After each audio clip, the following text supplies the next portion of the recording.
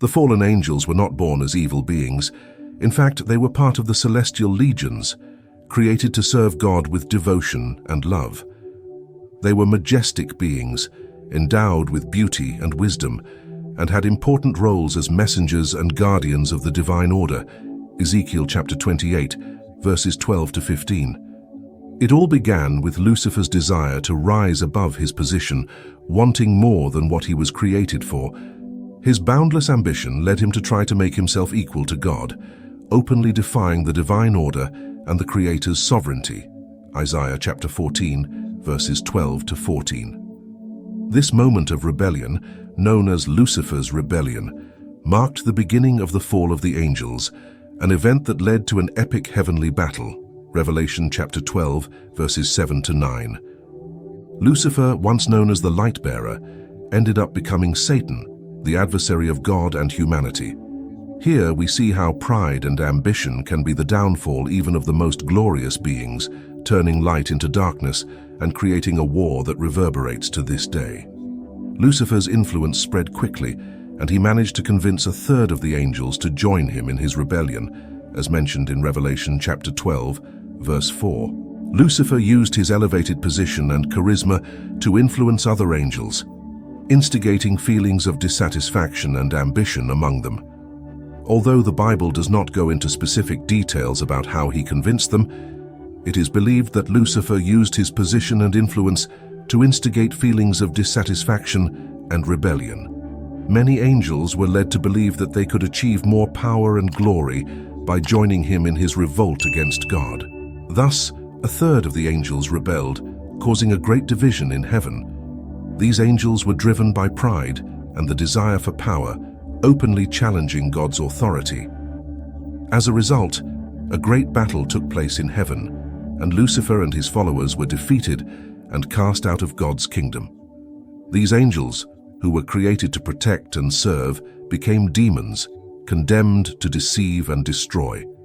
Lucifer's rebellion and the expulsion of the fallen angels triggered a conflict that continues to this day, with evil forces acting in the world and challenging divine justice. Before we continue with the story, I want to ask you to leave a like on the video, and by doing so, you'll be helping us. God bless you. During this heavenly battle, Michael the Archangel stood out as the great defender of divine order. He was not alone in this fight. He led an army of angels loyal to God against Lucifer and his followers, as described in Revelation chapter 12, verses 7 to 9.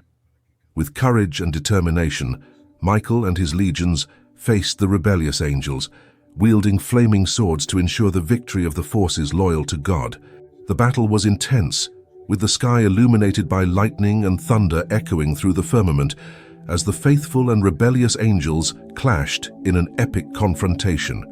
Each sword strike represented the fight for justice and the maintenance of divine order. Finally, with a decisive blow, Michael and his angels managed to expel Lucifer and his followers, who were cast out of heaven, restoring peace in the heavenly kingdom. These fallen angels were defeated and condemned to live away from the divine presence, facing the consequences of their rebellion. Lucifer, now known as Satan, and his followers began acting on earth, trying to corrupt humanity and distance it from God. The name Satan means adversary, reflecting his role as the opponent of God and everything good. They became the fallen angels we know, bringing with them the promise of ongoing rebellion. Satan, also called the father of lies, has never given up his mission to destroy all that is good. This conflict is the essence of the spiritual war we see today, where the battle between good and evil continues to be fought, affecting each of us in different ways. The story of the fallen angels shows how Lucifer and his followers, after challenging the divine order, lost their place of honor in God's kingdom. These angels, who were once created to serve, became demons, condemned to a dark fate. But the story does not end here. Before the final judgment, there was a period when corruption spread across the earth, and the influence of these rebellious angels brought devastating consequences, as we shall see next, with the events that preceded the Great Flood. After Lucifer's rebellion and the expulsion of the angels from heaven, the earth began to experience the effects of the influence of the fallen angels. These beings, who had chosen to turn away from God's light, began to pervert creation, bringing corruption and wickedness among humans. The presence of the rebellious angels on earth resulted in a growing moral decline, where violence, cruelty, and selfishness spread increasingly. The fallen angels not only corrupted human beings, but also taught practices and knowledge that led people away from true faith, such as idolatry and the pursuit of power at any cost. Human behavior was greatly influenced by this evil presence. The Bible records that the wickedness of man was great in the earth, and that every imagination of the thoughts of his heart was only evil continually. Genesis chapter 6, verse 5. This widespread corruption, caused by the direct influence of the fallen angels, led God to regret creating mankind, as everything he had planned to be good had become a source of pain and destruction. However, God already knew this would happen, as his wisdom is infinite and he knows the future. Even so, he allowed events to take their course, offering humanity the opportunity to make choices and exercise free will. The earth was filled with violence, and coexistence between people had become unbearable. In the midst of this darkness, Noah was the only one who found grace in God's eyes. He was a just man, blameless in his generation, and walked with God. Genesis chapter 6 at verse 9. Although God already knew that corruption and wickedness would dominate the earth, he also knew that Noah would remain faithful. Noah and his family represented the last hope of preserving humanity and creation from complete moral and spiritual collapse. God then decided to send a great flood to purify the earth, eliminating all the corruption that had spread. Only Noah, his family, and the animals he took into the ark were spared from this devastating judgment. God's plan included not only judgment, but also a new beginning through Noah. The flood was not just a catastrophic event, but also a form of renewal. The water that covered the earth symbolized the cleansing of impurity and wickedness, allowing a new era to begin, free from the direct influence of the rebellious angels. This renewal brought a new covenant between God and human beings, marked by the rainbow as a symbol of the promise that he would never again destroy the earth by floodwaters. Genesis chapter 9, verse 13. Thus, the story of the flood shows us the consequences of the corruption caused by the fallen angels and how God intervened to restore order. But even after the flood, the challenges continued, and the struggle against the influence of evil persisted. In the events that followed, we will see how the introduction of violence and vanity brought by certain angels continued to affect humanity, deepening the spiritual conflict. After the fall of the rebellious angels, their influence on humanity intensified in a surprising way, leading to devastating consequences for God's creation. These angels, now known as demons, were not content with merely turning away from God, but actively sought to corrupt the world he had created. They began to incite humans to stray from divine principles, encouraging disobedience, pride, and selfishness. The first clear evidence of this influence was the spread of violence across the earth, which became plagued by wars and conflicts among people. The earth, which had been created by God to be a place of peace and prosperity, transformed into a scene of disputes and suffering. The fallen angels used their influence to foster feelings of anger, envy, and ambition in humans. The Bible mentions that the wickedness of mankind had multiplied, and the earth was filled with violence. Genesis chapter 6, verse 11. This rampant violence was one of the methods used by the fallen angels to destroy the harmony that God had planned for humanity. Distrust and fear became common feelings, destroying the unity that should have existed among humans. Moreover, these rebellious angels taught men to make weapons and use knowledge for evil, spreading destruction even more effectively. They instructed humans in practices that encouraged pride and the incessant pursuit of power. The tyrannical leaders who emerged began to rule with an iron fist, oppressing people and further increasing suffering and inequality. What was once a harmonious creation had now become a place dominated by constant struggle and the desire for domination. The fallen angels also introduced vanity as a tool of corruption. They incited humans to become excessively concerned with external appearances and material wealth. Instead of valuing humility and spirituality, people began to prioritize status and luxury. vanity became a barrier to true connection with the Creator, as it diverted attention from spiritually important things. This caused society to stray further and further from the values that God wanted them to follow, deepening the moral corruption. Idolatry was another element that the fallen angels introduced to distance humanity from God. They encouraged the creation of idols and the worship of false gods, leading humans astray into pagan practices. Altars were erected, sacrifices were made, and true faith was set aside. Idolatry not only spiritually corrupted the people, but also reinforced the idea that humanity could find power and security outside the will of the true God. These behaviors, introduced by the fallen angels, shaped society in such a way that violence, vanity, and idolatry became commonplace, jeopardizing God's divine purpose for humanity. Even with all this corruption, God still maintained his plan for restoration and justice. These rebellious angels, who had brought so much evil into the world, would face their judgment at the appointed time. Meanwhile, their influence continued to affect humanity, creating constant challenges in the battle between good and evil, as we shall see in the next part of the story. The ritual of the scapegoat, described in the book of Leviticus, chapter 16, is one of the most emblematic rituals of the Old Testament. In this ritual, 2 goats were chosen to represent the people's sins. One goat was sacrificed as a sin offering, while the other, known as the scapegoat, was sent into the desert, symbolically carrying all the community's iniquities. This ritual took place on the Day of Atonement, one of the most sacred days for the Israelites. The high priest would place his hands on the goat's head, confessing all the sins of the people of Israel, thus symbolically transferring the guilt to the animal. The use of a goat specifically had a special meaning. The goat was a common and accessible animal that symbolized simplicity and humility, qualities that everyone should seek before God. Furthermore, the goat was also associated with the concept of burden, as it carried the community's sins away, removing the collective guilt and restoring spiritual purity.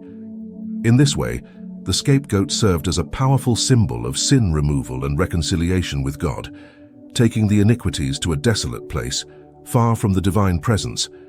The scapegoat ritual was instituted by God and described in the book of Leviticus, chapter 16, as part of the instructions for the Day of Atonement, Yom Kippur. This ritual aimed to provide a means of purification and reconciliation between God and his people, symbolically removing the community's sins.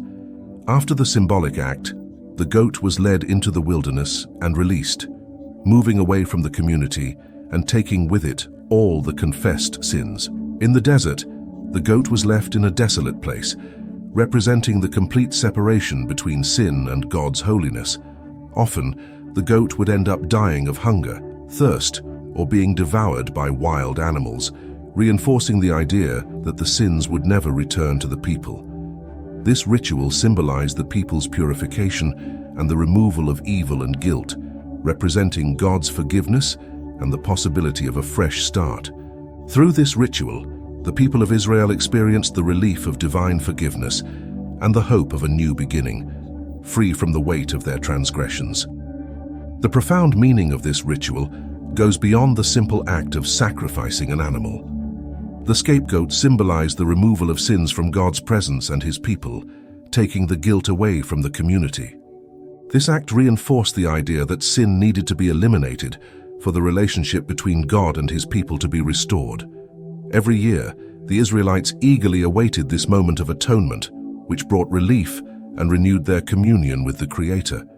The scapegoat ritual was a reminder of God's care in providing a means of purification for his people. Furthermore, the ritual pointed to something even greater to come. The sacrifice of the goat for sin and the sending of the scapegoat into the wilderness were shadows of the perfect sacrifice that would come with Jesus Christ, who, according to the New Testament, would carry the sins of all humanity.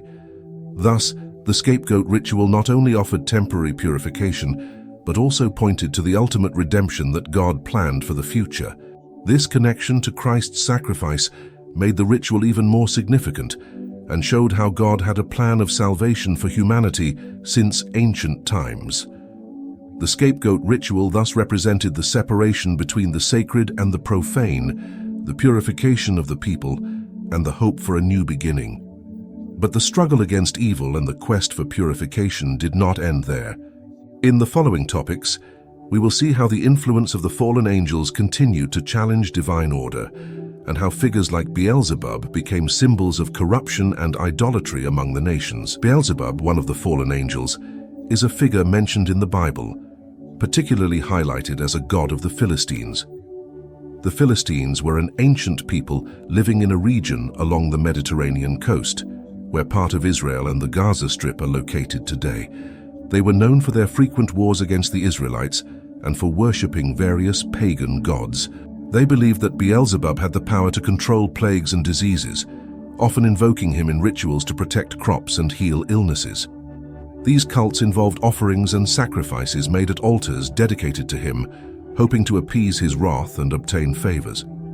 The city of Ekron was one of the main centers of worship for Beelzebub, where the Philistines sought his blessings to avoid pestilences and ensure the fertility of their lands, says Kings chapter 1, verse 2. The worship of Beelzebub was a reflection of the idolatry that the fallen angels promoted among humans. The Philistines viewed Beelzebub as the patron of idolatry and believed that he had power over life and death. They learned about Beelzebub through cultural contacts and spiritual influences that reached them, possibly due to interactions with other Canaanite peoples and the exchange of religious beliefs. The Philistines, in their quest for power and protection, adopted the worship of Beelzebub as a means of ensuring security and control over their lands. This belief spread mainly through oral traditions and religious practices shared among different cultures, establishing Beelzebub as a powerful and feared figure. They believed that he had control over plagues and diseases, and therefore sought to control natural forces, which they believed were under the dominion of this fallen angel through their religious practices.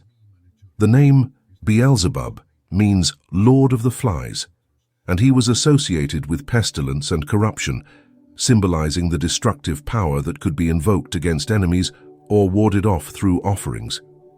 The ceremonies performed in his honor often involved ritualistic acts that included bloody sacrifices and macabre practices. In the New Testament, Beelzebub is mentioned again, this time as the prince of demons. The Pharisees, upon seeing Jesus casting out evil spirits and healing people, accused him of doing so by the power of Beelzebub in an attempt to discredit the miracles performed by Christ and undermine his authority among the people. The Pharisees' accusation was based on the idea that Jesus was using the power of a demonic leader to subdue other demons, insinuating that he was not acting in God's name. Jesus, in turn, refuted these accusations logically and incisively, showing the inconsistency of Satan casting out his own demons, as this would mean that his kingdom was divided against itself. He stated that his acts were done by the Spirit of God, demonstrating that the power to cast out demons came from divine authority. Matthew chapter 12, verses 24 to 26. This passage shows how Beelzebub, once worshipped by the Philistines, was later associated with Satan himself, being seen as one of the main figures in the hierarchy of fallen angels. Beelzebub also represented the moral corruption and idolatry that the fallen angels introduced to humanity. By leading people to worship false gods, he helped create a spiritual barrier between God and mankind. Idolatry distanced people from the Creator, as it placed their trust in evil powers instead of the true God. Beelzebub, as one of the leaders among the fallen angels, symbolized this ongoing attempt to divert the focus of true worship and root spiritual corruption in society. The influence of Beelzebub and his worship by the Philistines are clear examples of how the fallen angels sought to corrupt humanity and distance it from God. Through idolatry and fear, Beelzebub gained control over many hearts, showing that the struggle against the influence of evil did not end with the flood, but continued through the ages. In the course of history, other fallen angels, such as Azazel, also introduced evil practices that continued to challenge divine order and divert people from the true path. Although Azazel is primarily mentioned in apocryphal texts, his influence in Jewish tradition and echoes in rituals such as the scapegoat ritual illustrate the persistent impact of fallen angels on human history. Michael, the Archangel, played a crucial role in the battle against Lucifer's rebellion and the fallen angels. He was known as the great defender of the divine order, being one of the main leaders of the heavenly army. When Lucifer, driven by pride, rose against God, it was Michael who stood up to protect harmony and justice in the kingdom of heaven. The Bible describes Michael as the one who faced the dragon and his angels in a decisive battle, as mentioned in Revelation chapter 12, verses 7 to 9. His leadership was essential for maintaining order and for expelling the rebellious angels from heaven. With determination, Michael led the angels faithful to the Creator, who bravely fought against the forces of evil.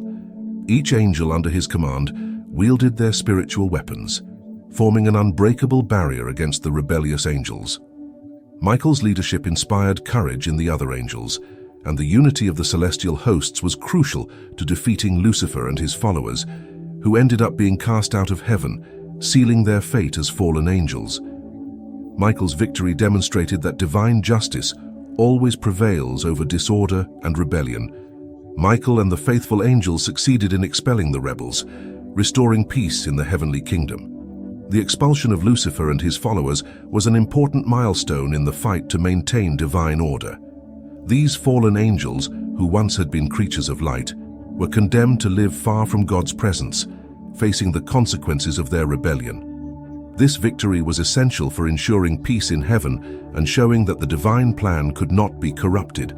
Michael's fight was not limited to a physical battle, but also represented the defense of justice and God's will against Lucifer's arrogance and ambition. Even with the victory over the rebellious angels, the influence of evil did not disappear completely. Lucifer, now known as Satan, continued his quest to corrupt creation, taking the battle to a new stage, Earth. Throughout history, we will see how these fallen angels, though defeated, continued to influence humanity and spread corruption. Even after the flood and the renewal of the covenant between God and humanity, the influence of evil did not completely disappear. The earth continued to be a battleground for spiritual conflicts, where evil forces relentlessly attempted to corrupt humans and distance them from God. These remnants of the fallen angels, corruption manifested through idolatry and rebellion, which, at many points in biblical history, distanced nations from true worship of the Creator. The persistent rebellious spirit of the fallen angels still influenced people's choices, leading to new forms of evil and idolatry, such as the worship of false gods and the practice of pagan rituals. Human beings, even having witnessed God's great power, often ended up being seduced by practices and ideas brought by the evil influence. This persistence of evil teaches us how the seeds of corruption planted by the fallen angels continued to grow and challenge divine order. Many kings and leaders strayed from God, erecting altars and encouraging the worship of idols, opening doors for more destruction and suffering among the people.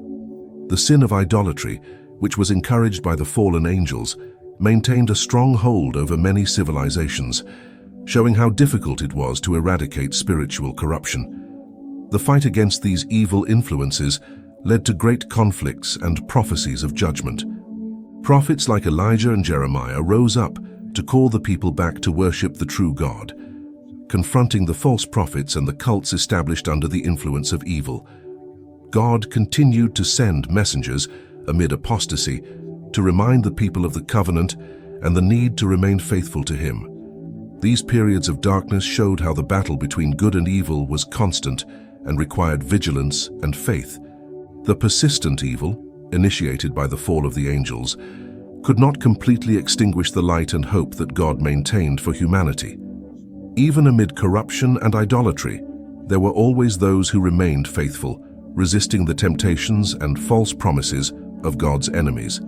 These faithful became examples of faith and perseverance, showing that despite the persistence of evil, the divine plan was always present, bringing redemption and hope for those who did not stray from the path.